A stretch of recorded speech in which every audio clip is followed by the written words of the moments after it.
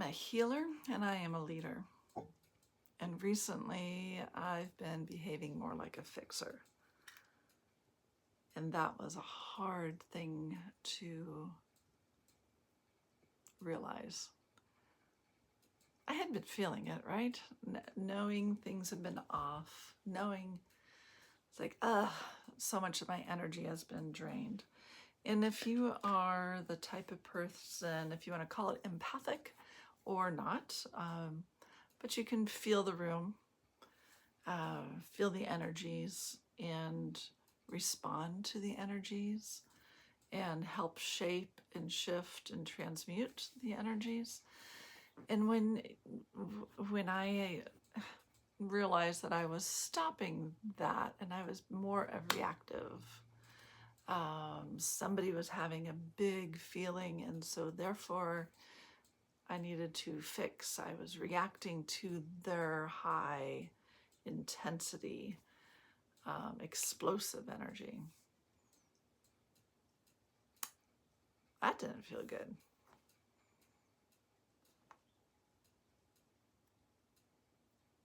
And so I have been pulling myself back in to myself, to my calmness and my center.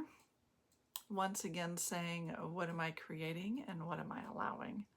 And the allowing part can be seen from both sides. That am I allowing my boundaries to be crossed? Or am I allowing myself to feel things and to grow? And right now I am choosing to look towards the higher energies. I have been noticing, and maybe you have been too, but just stick with me and see if this is something you might have been doing too. But going towards the lower, I do heal. I do help people heal and to move forward. And I've been bringing my energy down to bring them up. It's just something that naturally occurs with me, and right now I can't do that.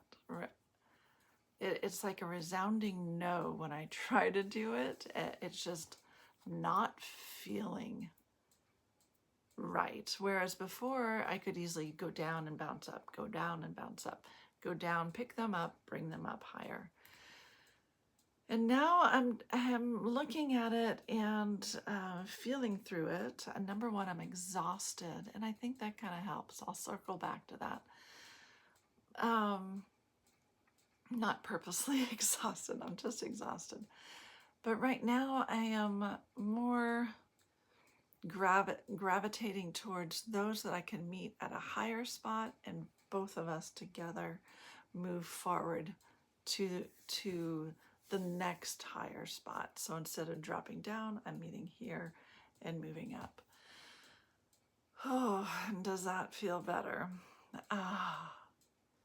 So exhaustion. What does exhaustion do? Number one, it's not, I didn't put myself purposely into the state of exhaustion. I definitely knew I was going to probably move into exhaustion. But when one, such as myself, am in that lower exhausted state, it's not even lower, when I'm exhausted, I feel things more intensely. And within that, that's also not like I'm explosive myself or my feelings are out of whack, because I'm pretty well centered most of the time. But when I am so exhausted and I have a quiet day like today, today's my recovery day. Oh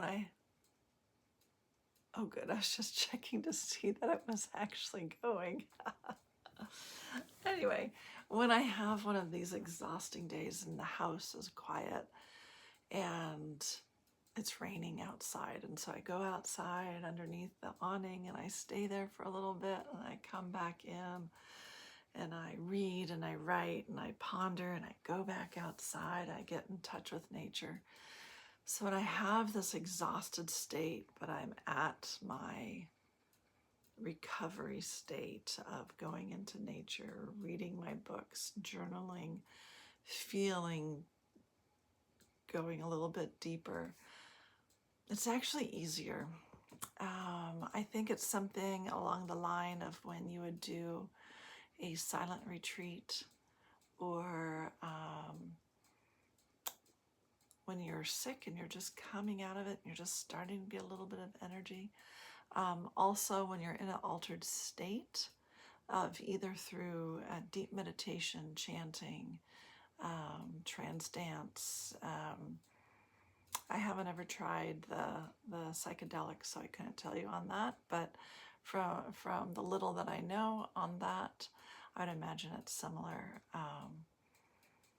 When you're in that vulnerable state where you're allowing those boundaries that you yourself hold for societal purposes or whatever, when we hold that and we keep ourselves together, when all of that is allowed to come down and we feel at a deeper state and we can be a little bit more honest with where I'm at, and I'll go back and forth between using we and me.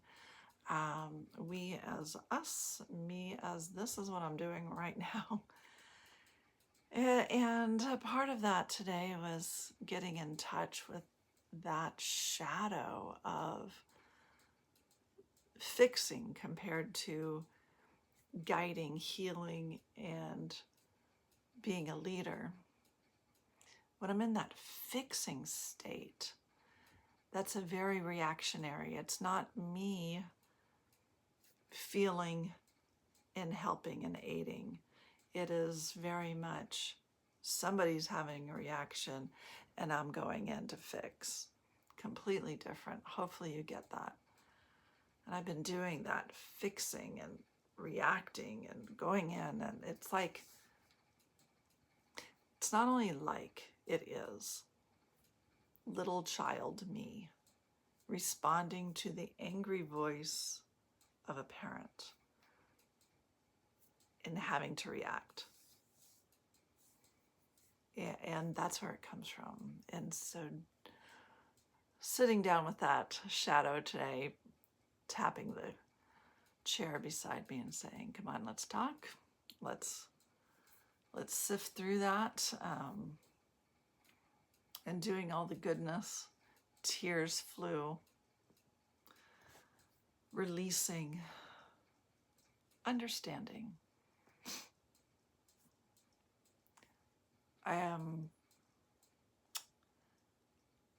I believe most of our transformations, most of our movement forward is just upon the recognizing that this is what I'm doing.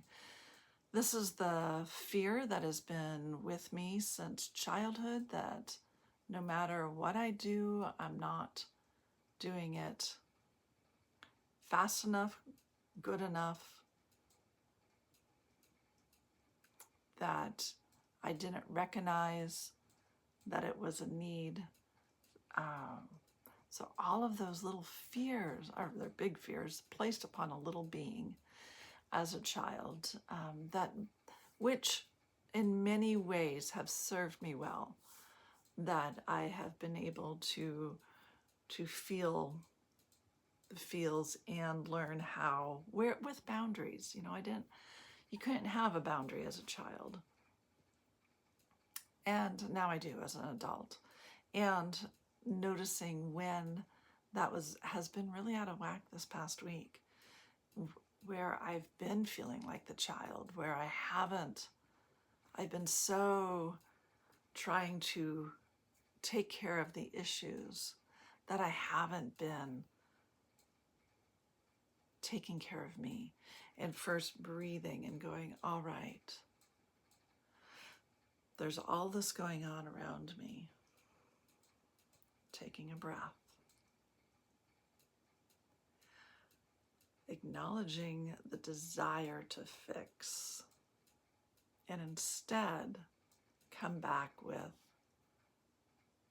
how am I going to be creative with this? What am I going to allow? Is there not necessarily a boundary in a bad way where it's like boundary keeping things out, but my container, is my container fresh and cleansed where things aren't going to stick to it, that I'm not going to allow hooks to come into me or me to hook that drama, allowing it to flow through. So it's been a lot of that. And today, the deep noticing and the deep understanding of, okay, this is something that I've had for a long time. And it's a big shadow. I've examined certain parts of it, but maybe not at this largeness. Yes, I'm going to use and embrace that word, that largeness of a shadow. I can feel the energy just running through me. And that is where our strength comes from, is to feel the energy, feel the largeness of it, and still move forward, and still being able to move to that next level of understanding, peeling that onion just a little bit more, where we can then reach our hand out and say, I understand this to some level within my own being. And lots of times I believe the voice, the conversation verbally, can diminish that understanding, or maybe more correctly, still diminishing, but maybe more correctly, the voice sometimes cannot express the energy that is occurring. So if that makes sense to you, I do encourage you to go inward and maybe examine some of the things that this might have brought up. Right now, the world as a whole is in a shift, a movement forward, and it is heart-centered, caring for our neighbors, caring for ourselves.